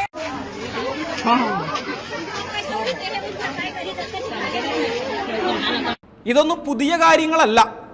ഇപ്പോൾ ഉത്തരേന്ത്യയിലെ ഹിന്ദുക്കൾ അവിടെയുള്ള ക്രിസ്ത്യാനികളോട് കാണിക്കുന്നതിനേക്കാളും വലിയ ക്രൂരതകൾ വർഷങ്ങൾക്ക് മുൻപ് കേരളത്തിലെ ഹിന്ദുക്കൾ ഇവിടെയുള്ള ക്രിസ്ത്യാനികളോട് കാണിച്ചിട്ടുണ്ട്. അതുകൊണ്ടാണ് ഞാൻ പറഞ്ഞത് ഇതൊന്നും പുതുമയുള്ള കാര്യങ്ങളല്ലാന്ന്. സലോമോൻ പറഞ്ഞതുപോലെയാണ്, സൂര്യന് കീഴിൽ പുതുതായിട്ടൊന്നുമില്ല, എല്ലാം പഴയത് തന്നെ. ഇപ്പോൾ ഉത്തരേന്ത്യയിൽ ആ കാണിക്കുന്ന കാര്യം ഇതൊക്കെ ഇവിടെ പണ്ട് ഉണ്ടായിട്ടുള്ള കാര്യങ്ങളാണ്. മനസ്സിലായ? അതിനേക്കാൾ കൂടുതലായിട്ട് ഇവിടെ പീഡിപ്പിച്ചിട്ടുണ്ട്. കഴിഞ്ഞ വിമൻസ് വേൾഡ് കപ്പിൽ ഓസ്ട്രേലിയക്കെതിരെ സെഞ്ചുറി അടിച്ച് കളി ജയിപ്പിച്ചതിന് ശേഷം ജമീമ റോഡ്രിക്സ് യേശു ക്രിസ്തുവിന് നന്ദി പറയുകയും കളിക്കിടയിൽ താൻ ക്ഷീണിച്ചു പോയപ്പോഴൊക്കെ ഒരു ബൈബിൾ വാക്യം തന്നോട് തന്നെ പറഞ്ഞുകൊണ്ടിരിക്കുകയും ചെയ്തു എന്ന് പറഞ്ഞ് ആ ബൈബിൾ വാക്യമൊക്കെ ഉദ്ധരിക്കുകയുണ്ടല്ലോ, നിങ്ങളെല്ലാം കേട്ട് കാണുമെന്ന് ഞാൻ വിചാരിക്കുന്നു. അപ്പോൾ അത് പെട്ടെന്ന് തന്നെ സോഷ്യൽ മീഡിയയിൽ വൈറലായിട്ട് മാറുകയും ചെയ്തു. അപ്പോൾ അവർ പറഞ്ഞ ആ വാചകം, just stand still and God will fight for you എന്ന വാക്യം, ആ വാക്യമാണ് അവർ തന്നോട് തന്നെ പറഞ്ഞുകൊണ്ടിരുന്നു എന്ന് പറഞ്ഞത്. പുറപ്പാട് 14:14 ഫറവോയും സൈന്യവും വരുമ്പോൾ ഇസ്രായേൽ ജനത്തോട് മോശ പറയുന്ന വാചകമാണത്. ശത്രുക്കളാൽ വേട്ടയാടപ്പെടുന്ന സമയത്ത് ഏതൊരു ബൈബിൾ വിശ്വാസിക്കും ഉറപ്പും ധൈര്യവും പ്രതീക്ഷയും നൽകുന്ന തിരുവെഴുത്താണത്. ജമീമ ആ വാക്യങ്ങൾ പറഞ്ഞപ്പോൾ ഉത്തരേന്ത്യയിലെ ക്രൈസ്തവർക്ക് അത് പെട്ടെന്ന് റിലേറ്റ് ചെയ്യാൻ പറ്റി. അവർക്ക് പെട്ടെന്ന് റിലേറ്റ് ആയത് കാരണം അവരും കഷ്ടത്തിലൂടെ കടന്നുപോയിക്കൊണ്ടിരിക്കുകയാണ് അവിടെ. അപ്പോൾ ഭരണകൂടത്തിൽ നിന്നുള്ള ഉപദ്രവം നേരിടുന്ന സമയത്ത് നിങ്ങൾ ഉറച്ചു നിൽക്കുക, ദൈവം നിങ്ങൾക്ക് വേണ്ടി പൊരുതിക്കൊള്ളും എന്ന സന്ദേശമാണ് ജമീമ പറഞ്ഞതിൽ നിന്ന് അവർക്ക് കിട്ടിയത്. ജമീമ അത് ഉദ്ദേശമൊന്നും പറഞ്ഞായിരിക്കുകയില്ല, തൻ്റെ സ്വന്തം അനുഭവം പറഞ്ഞതാണ്. പക്ഷെ അത് കേട്ട ഉത്തരേന്ത്യൻ ക്രിസ്ത്യാനികൾക്ക് അതിൽ നിന്ന് കിട്ടിയത് ഈ മെസ്സേജാണ്. അതുകൊണ്ടാണ് അവരത് പെട്ടെന്ന് തന്നെ വൈറലാക്കിയത്. ബാക്കിയുള്ള എല്ലാ ക്രിസ്ത്യാനികളും, ഇത് അറിയാത്ത ക്രിസ്ത്യാനികളുണ്ടെങ്കിൽ അവരറിയണം ഈ വാക്യം നിങ്ങളെ ശക്തിപ്പെടുത്തട്ടെ. ഭരണകൂടം നിങ്ങൾക്കെതിരെ ഇങ്ങനെയുള്ള ഓരോ കാര്യങ്ങൾ ചെയ്യുമ്പോൾ, ഇതുപോലെയുള്ള ഓരോ ക്രൂരതകൾ ചെയ്യുമ്പോൾ നിങ്ങൾ ഉറച്ചു നിൽക്കുക, നിങ്ങൾ പതറാതെ നിൽക്കുക, ധൈര്യത്തോടെ നിൽക്കുക, ദൈവം നിങ്ങൾക്ക് വേണ്ടി പൊരുതിക്കൊള്ളും. ആ മെസ്സേജാണ് അവർക്ക് കിട്ടിയത്. അതുകൊണ്ടാണ് അവരത് വൈറലാക്കിയത്. ഓക്കെ, നമുക്ക് വിഷയത്തിലേക്ക് മടങ്ങി വരാം. തിരുവിതാംകൂറിലേക്ക് മിഷണറിയായി വരാൻ റിങ്കിൾ ടോമിന് മുമ്പ് പലരും ശ്രമിച്ചിരുന്നു. എന്നാൽ തിരുവിതാംകൂർ ഭരണകൂടം അവർക്ക് പ്രവേശനം അനുവദിച്ചിരുന്നില്ല. അവർ തോവാളയിലെത്തുമ്പോൾ അവരെ തടയും. കാരണം തോവാളയാണ് അതിര്. അപ്പോൾ അതിരിൽ വെച്ച് തടയും, എന്നിട്ട് അവരെ തിരിച്ചുവിടും. ഇതായിരുന്നു പതിവ്. പ്രൊട്ടസ്റ്റന്റ് മിഷണറിമാർ ഈ പോർച്ചുഗീസുകാരെ പോലെ ആയുധവും കൊണ്ടാണ് വന്നിരുന്നതെങ്കിൽ ഒരാളും അവരെ തടയാൻ നിൽക്കുകയില്ല, അതുറപ്പാണ്. ഇവർ അങ്ങനെയുള്ള ഭീരുക്കളാണ്. ആയുധം കൊണ്ട് വരുന്നവൻ്റെ മുമ്പാകെ ഇവർ കവാത്ത് മറക്കും. മനസ്സിലായ? കവാത്ത് മറക്കും. അപ്പോൾ അങ്ങനെയാണ് വന്നിരുന്നതെങ്കിൽ ഒരു കുഴപ്പമില്ല. ഇപ്പോൾ ഈ കൊക്ക് വലിയ മീനിനെ കാണുമ്പോൾ കണ്ണടയ്ക്കും. കാരണം കൊക്കിനറിയാം ഇതിനെ കൊത്തിയിട്ട് കാര്യമില്ല, ഇത് വിഴുങ്ങാൻ പറ്റില്ല, തൊണ്ടയിൽ തടഞ്ഞിരിക്കും. അപ്പോൾ അങ്ങനെയുള്ള വലിയ മീനെ കാണുമ്പോൾ കണ്ണടച്ചു വിടും, പോട്ടെ ചെറിയ മീൻ വരുമ്പോൾ ഞാൻ കൊത്തിക്കോളാം. അതേ മെൻറ്റാലിറ്റി തന്നെയാണ് ഇവർക്കും. മനസ്സിലായോ? ആയുധവുമായിട്ടൊക്കെ വരുന്നവരെ നേരെ ഇവർ അനങ്ങുകയില്ല. കാരണം തടി കേടാവും. അവൻ്റെ കയ്യിൽ, ഇവരുടെ കയ്യിലുള്ള അമ്പും വില്ലും വാളുമൊന്നും അല്ല, തോക്കും പീരങ്കി സാധനമൊക്കെയാണ്. അപ്പോൾ അതും കൊണ്ടൊക്കെ വരുന്നവൻ്റെ നേരെ മുട്ടാൻ പോയി കഴിഞ്ഞാൽ തടി കേടാവുമെന്ന് ഇവർക്കറിയാം. മിണ്ടാതിരിക്കും. അവർ വരികയെ മതം പ്രചരിപ്പിക്കുക എന്ത് വേണമെങ്കിലും ആയിക്കോട്ടെ, ഒരു കുഴപ്പമില്ലാന്ന് പറഞ്ഞ് മിണ്ടാതിരിക്കും. പക്ഷേ ഈ പ്രൊട്ടസ്റ്റന്റ് മിഷണറിമാർ ആയുധം കൊണ്ടൊന്നല്ലല്ലോ വന്നത്, അവർ സ്നേഹത്തിൻ്റെ സുവിശേഷവുമായിട്ടാണ് വന്നത്. അതുകൊണ്ട് അവരെ തടഞ്ഞു. അവർക്ക് ഹിന്ദുരാഷ്ട്രമായ തിരുവിതാംകൂറിലേക്ക് പ്രവേശനം നിഷേധിച്ചു. റിങ്കിൾ ടോബ് തരങ്കമ്പാടിയിലായിരുന്നപ്പോൾ, തരങ്കമ്പാടി മിഷൻ കേന്ദ്രമാണ്, അവിടെ തരങ്കമ്പാടിയിലായിരുന്നപ്പോൾ തിരുവിതാംകൂറിൽ നിന്നുള്ള ചില പ്രൊട്ടസ്റ്റന്റ് ക്രിസ്ത്യാനികൾ അദ്ദേഹത്തെ ചെന്ന് കാണുകയും തിരുവിതാംകൂറിലേക്ക് വരാൻ അപേക്ഷിക്കുകയൊക്കെ ചെയ്തിരുന്നു. മുമ്പേ അപേക്ഷിച്ചുകൊണ്ടിരിക്കുകയാണ്, പക്ഷേ ഇവിടേക്ക് പ്രവേശനം കിട്ടുന്നുണ്ടായിരുന്നില്ല. ഇത് കേൾക്കുമ്പോൾ ഒരുപക്ഷെ നിങ്ങൾക്ക് സംശയം തോന്നാം, പ്രൊട്ടസ്റ്റന്റ് മിഷണറിമാർ ആരും തിരുവിതാംകൂറിലേക്ക് കടന്നു ചെല്ലാതിരുന്നിട്ടും തിരുവിതാംകൂറിൽ എങ്ങനെ സുവിശേഷത്തിൽ വിശ്വസിക്കുകയും സുവിശേഷം അറിയിക്കുകയും ചെയ്യുന്ന പ്രൊട്ടസ്റ്റന്റ് ക്രിസ്ത്യാനികൾ ഉണ്ടായി എന്ന് ആ ഒരു ചിന്ത നിങ്ങൾക്ക് ഒരുപക്ഷെ ഉണ്ടാവാൻ സാധ്യതയുണ്ടെന്ന് എനിക്കറിയാം. അതുകൊണ്ട് ഞാൻ അതൊന്ന് വിശദീകരിക്കാം. അന്നത്തെ തമിഴ് പ്രദേശങ്ങളിൽ ക്രിസ്ത്യൻ മിഷണറിമാരുണ്ടായിരുന്നു. ഞാൻ പറഞ്ഞില്ലേ തരങ്കമ്പാടി, ആ തരങ്കമ്പാടിയൊക്കെ അന്ന് തിരുനെൽവേലിയുടെ ഇതിനകത്ത് ഉള്ള പ്രദേശമാണ്. അവിടെ ക്രിസ്ത്യൻ മിഷണറിമാർ, പ്രൊട്ടസ്റ്റന്റ് മിഷണറിമാരുണ്ട്. അപ്പോൾ അവരുടെ പ്രവർത്തനം മൂലം തമിഴ്നാട്ടിൽ ധാരാളം ആളുകൾ ക്രിസ്ത്യാനികളാവുകയും ചെയ്തിട്ടുണ്ട്. അപ്പോൾ അങ്ങനെയുള്ള പല ആൾക്കാരുടെയും ബന്ധുക്കൾ തിരുവിതാംകൂറിലുണ്ട്. അതായത് തിരുവിതാംകൂറിൽ പണ്ടേ മാർത്താണ്ഡവർമ്മയുടെ കാലത്തെ തമിഴ്നാട്ടിൽ നിന്നൊക്കെയുള്ള ധാരാളം ആളുകളെ കൊണ്ടുവന്ന് അവിടെ താമസിപ്പിച്ചിരുന്നു. പിന്നെ ഇന്നത്തെ കന്യാകുമാരി അതൊക്കെ തിരുവിതാംകൂറിൻ്റെ ഭാഗമായിരുന്നു അന്ന്. അപ്പോൾ ഇവരുടെ ബന്ധുക്കാരൊക്കെ തമിഴ്നാട്ടിലൊക്കെ ഉള്ളതാണ്. അപ്പോൾ അങ്ങനെയുള്ള ഈ ബന്ധുക്കളുടെ അടുക്കലേക്കൊക്കെ ഇവർ ഇവിടുന്ന് പോകാറുണ്ട് ബന്ധു വീട് സന്ദർശനത്തിനായിട്ട്. പിന്നെ ക്ഷേത്രങ്ങളൊക്കെ ഉള്ളിടത്ത് മധുര അല്ലെങ്കിൽ രാമേശ്വരം, പഴനി, പിന്നെ തഞ്ചാവൂർ, അങ്ങനെയുള്ള ഇടങ്ങളിൽ ക്ഷേത്രങ്ങളിൽ അതിലേക്കൊക്കെ തീർത്ഥാടനത്തിനൊക്കെ പോകും. അപ്പോൾ അവിടെയുള്ള ബന്ധു വീടുകളിൽ താമസിക്കും, അങ്ങനെയൊക്കെ പോകാറുണ്ട്. അപ്പോൾ ഇവർ അവിടെ ബന്ധു വീടുകളിലൊക്കെ ചെല്ലുമ്പോഴാണ്, തിരുവിതാംകൂർ വിട്ട് ഈ തമിഴ് പ്രദേശങ്ങളിലുള്ള ബന്ധു വീടുകളിൽ ചെല്ലുമ്പോഴാണ് അറിയുന്നത് അവൻ സുവിശേഷത്തിൽ വിശ്വസിക്കുന്നവനാണ്, അവൻ ക്രിസ്ത്യാനിയായി, അല്ലെങ്കിൽ ആ കുടുംബത്തിലുള്ളവരൊക്കെ ക്രിസ്ത്യാനികളാണ്. ഇന്നത്തെ പോലെ ഉടനടി തിരിച്ചു വരാനൊന്നും പറ്റില്ല. ട്രെയിനൊന്നും ഇല്ലാതിരുന്ന സമയമാണല്ലോ, ട്രെയിനും ഇല്ല, ബസ്സും ഇല്ല, ഒന്നുമില്ല. അപ്പോൾ തിരിച്ചുള്ള യാത്ര എന്ന് വെച്ചാൽ ബുദ്ധിമുട്ടാണ്. അതുകൊണ്ട് ഇവർക്ക് എതിർപ്പുണ്ടെങ്കിൽ പോലും, ഇവൻ ക്രിസ്ത്യാനി ആയതിൽ അല്ലെങ്കിൽ ആ കുടുംബം ഒന്നടങ്കം ക്രിസ്ത്യാനി ആയതിൽ എതിർപ്പുണ്ടെങ്കിൽ പോലും വേറെ നിവൃത്തിയില്ലാതെ അവിടെ തങ്ങും. അപ്പോൾ അങ്ങനെ തങ്ങുന്ന സമയത്ത് ആ വീട്ടുകാർ ഇവരോട് സുവിശേഷം പറയും. ചിലപ്പോൾ അവരുടെ മിഷണറിയും വന്ന് പറയും. അപ്പോൾ സുവിശേഷം ഇവർ കേൾക്കുകയും ഇവർക്കത് സത്യമാണെന്ന് ബോധ്യമാകുകയും ചെയ്യുമ്പോൾ ഇവർ സുവിശേഷത്തിൽ വിശ്വസിക്കും. എന്നിട്ട് ഇവർ തിരിച്ചു ചെന്ന് കഴിഞ്ഞാൽ നാട്ടിൽ സുവിശേഷം അറിയിക്കും. അതാണ് ഉണ്ടായത്. അപ്പം അങ്ങനെ ആദ്യമായിട്ട് രക്ഷിക്കപ്പെട്ട ആൾക്കാരെന്ന് പറയുന്നത് രണ്ടുപേര്. ഒന്ന് മഹാരസൻ, രണ്ട് അദ്ദേഹത്തിൻ്റെ അനന്തരവൻ ശിവഗുരുനാഥൻ. അപ്പോൾ ഇവർ രണ്ടുപേരും, ഇവർ തഞ്ചാവൂരാണ് ഇവരുടെ പൂർവികം. തിരുവിതാംകൂറിൽ നിന്ന് ഇവർ തഞ്ചാവൂരിലേക്ക് പോയി. തഞ്ചാവൂരിലേക്ക് ബന്ധുവീട്ടിൽ ചെന്ന് കഴിഞ്ഞപ്പോഴാണ് ഈ സംഭവം അറിയുന്നത്. അവർ ക്രിസ്ത്യാനിയായി. പിന്നെ അവരുടെ മിഷണറിയൊക്കെ വന്ന് ഇവരോട് സംസാരിച്ചു. അങ്ങനെ ഇവർ രണ്ടുപേരും ക്രിസ്ത്യാനികളായി തീർന്നു. ഈ മഹാരസൻ്റെ പേര് മാറ്റിയിട്ടു മിഷണറിമാർ, രണ്ടുപേരുടെയും പേര് മാറ്റിയിട്ടു.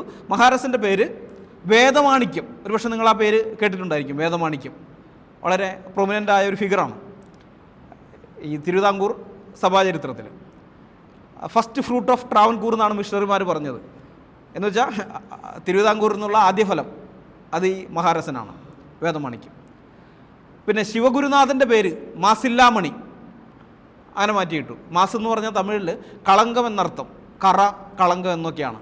അപ്പോൾ മാസില്ല മണി, കളങ്കമില്ലാത്ത മണി എന്നാണ്, ജമ്മ്, മുത്ത്, കളങ്കമില്ലാത്ത മുത്ത് എന്നാണ് അദ്ദേഹത്തിൻ്റെ പേര് മാറ്റിയിട്ടത്. ഏതായാലും ഇവർ രണ്ടുപേരും തിരിച്ചു വന്നു. നാട്ടിൽ തിരിച്ചെത്തി കഴിഞ്ഞപ്പോൾ തങ്ങൾക്കുണ്ടായ മാറ്റത്തെക്കുറിച്ച് കുടുംബത്തിലുള്ളവരോട്, അയൽവക്കക്കാരോട് ഒക്കെ പറഞ്ഞു. പിറ്റേ ദിവസം മുതൽ ഇവർ സുവിശേഷം പ്രസംഗിക്കാൻ തുടങ്ങി. ധാരാളം പേര് സുവിശേഷത്തിൽ വിശ്വസിക്കുകയും അങ്ങനെ അവിടെ പ്രൊട്ടസ്റ്റൻ്റ് ക്രിസ്ത്യാനികൾ ഉണ്ടാവുകയും ചെയ്തു. പിന്നീട് ഇതേപോലെ തന്നെ വേറെ ആൾക്കാരൊക്കെ പുറത്തൊക്കെ പോയിട്ട് അവരും ഇതേപോലെ ക്രിസ്ത്യാനികളായിട്ട് മടങ്ങി വന്നു, സുവിശേഷം പറയുകയും മറ്റുമൊക്കെ ഉണ്ടായി. അപ്പം അങ്ങനെയാണ് ഈ പ്രൊട്ടസ്റ്റൻ്റ് മിഷണറിമാർക്ക് പ്രവേശനമില്ലാതിരുന്നിട്ടും തിരുവിതാംകൂറിൽ പ്രൊട്ടസ്റ്റൻ്റ് ക്രിസ്ത്യാനികൾ ഉണ്ടായത്, പ്രൊട്ടസ്റ്റൻ്റ് ക്രിസ്ത്യാനികൾ ഉണ്ടായത് അങ്ങനെയാണ്. അപ്പോൾ ഈ ക്രിസ്ത്യാനികളുടെ അവസ്ഥ വളരെ ദയനീയമായിരുന്നു. അത് നമ്മൾ അറിയണേ. കാരണം കത്തോലിക്കർക്ക് വേണ്ടി സംസാരിക്കാൻ വിദേശത്തു നിന്ന് വന്ന പാതിരിമാരുണ്ടായിരുന്നു. പോർച്ചുഗീസുകാർക്ക് ആ സമയത്ത് തിരുവിതാംകൂറിൽ അധികാരമൊന്നും ഉണ്ടായിരുന്നില്ല. പോർച്ചുഗീസുകാർ പോയിരുന്നു എന്ന് തന്നെ പറയാം, ഏകദേശം കേരളത്തിൽ നിന്ന് പോയിരുന്നു തന്നെ പറയാം. അപ്പോൾ അധികാരമൊന്നും ഉണ്ടായിരുന്നില്ലെങ്കിലും അവർ യൂറോപ്യന്മാരായ പാതിരിമാരൂടെ ഉണ്ടായിരുന്നു. പോർച്ചുഗീസ് ഭരണാധികാരികളൊക്കെയാണ് പോയത്, ഗോവയിലേക്കും മറ്റുമൊക്കെ പോയി. പക്ഷേ ഇവിടെ പാതിരിമാരുണ്ടായിരുന്നു. ഈ പാതിരിമാർ യൂറോപ്യന്മാരായതുകൊണ്ട്, വെളുത്ത തൊലിയുള്ളവരായതുകൊണ്ട് അവർക്ക് രാജകൊട്ടാരത്തിലേക്ക് പ്രവേശനവും ഉണ്ടായിരുന്നു. ഞാൻ നേരത്തെ പറഞ്ഞല്ലോ, പോളിനസ് പാതിരിയൊക്കെ തിരുവിതാംകൂർ രാജാവിൻ്റെ അടുക്ക ചെല്ലുകയും അദ്ദേഹത്തോടൊപ്പം സംസാരിക്കുകയും രാജാവിന് അദ്ദേഹത്തെ ഇഷ്ടപ്പെടുകയും അദ്ദേഹത്തിൻ്റെ പാണ്ഡിത്യമൊക്കെ കണ്ട് അത്ഭുതപ്പെടുകയും കൊട്ടാരത്തിൽ താമസിക്കാൻ ക്ഷണിക്കുകയൊക്കെ ചെയ്തിട്ടുള്ളതാണ്. അപ്പം അങ്ങനെ ഈ വെളുത്ത തൊലിയുള്ളതുകൊണ്ട് പാതിരിമാർക്കൊക്കെ അവിടേക്ക് പ്രവേശനം ഉണ്ടായിരുന്നു. അപ്പോൾ അവർ ചെന്നിട്ട് ഈ ക്രിസ്ത്യാനികൾ, ഇവർ അനുഭവിക്കുന്ന തീരപ്രദേശത്തൊക്കെ ഉള്ള കത്തോലിക്കരായ മനുഷ്യർ, പാവപ്പെട്ട മനുഷ്യർ, അവരെ പീഡിപ്പിക്കുന്നത് അല്ലെങ്കിൽ അവരെ ഞെക്കിപ്പിഴിയുന്നത്, അങ്ങനെയുള്ള കാര്യങ്ങളൊക്കെ രാജാവിൻ്റെ അടുക്ക പറഞ്ഞിട്ട് അതിൽ നിന്ന് എന്തെങ്കിലുമൊക്കെ ഒരു പരിഹാരം ഉണ്ടാക്കാൻ നോക്കും. ആ പീഡനത്തിന് എന്തെങ്കിലും ഒരു കുറവ് വരുത്താനുള്ള കാര്യം നോക്കും അവർ. അങ്ങനെയൊക്കെ ചെയ്യുമായിരുന്നു. എന്നാൽ ഈ പ്രൊട്ടസ്റ്റൻ്റ് മിഷണറിമാർക്ക് തിരുവിതാംകൂറിലേക്ക് പ്രവേശനമില്ലാതിരുന്നത് കൊണ്ട് പ്രൊട്ടസ്റ്റൻ്റ് ക്രിസ്ത്യാനികൾക്ക് വേണ്ടി സംസാരിക്കാൻ ആരും ഉണ്ടായിരുന്നില്ല. അതിനെക്കുറിച്ച് റിങ്കിൾ ടോപ്പ് എഴുതിയിരിക്കുന്നത് ഇങ്ങനെയാണ്. അത് RN യേശുദാസിൻ്റെ ഒരു ജനതയുടെ ഐതിഹാസിക പോരാട്ടം തിരുവിതാംകൂറിൽ എന്ന പുസ്തകത്തിൻ്റെ പേജ് 58 ആ കാര്യം എഴുതിയിട്ടുണ്ട്. ആ കത്തിൽ നിന്ന് ഉദ്ധരിച്ചിട്ടുണ്ട്. ഞാനത് വായിക്കാം.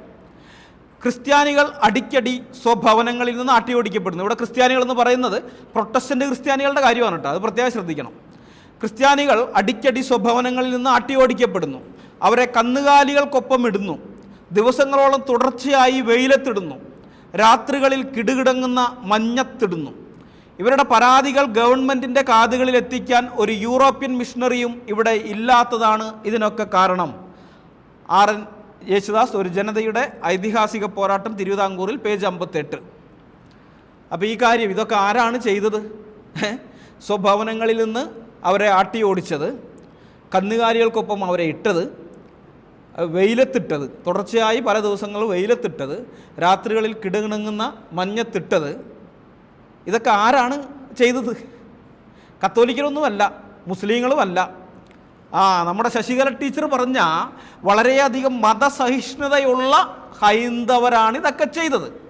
മനസ്സിലായോ? ഹൈന്ദവരാ ചെയ്തത്, വേറെ ആരുമല്ല, അത് മറക്കരുത്.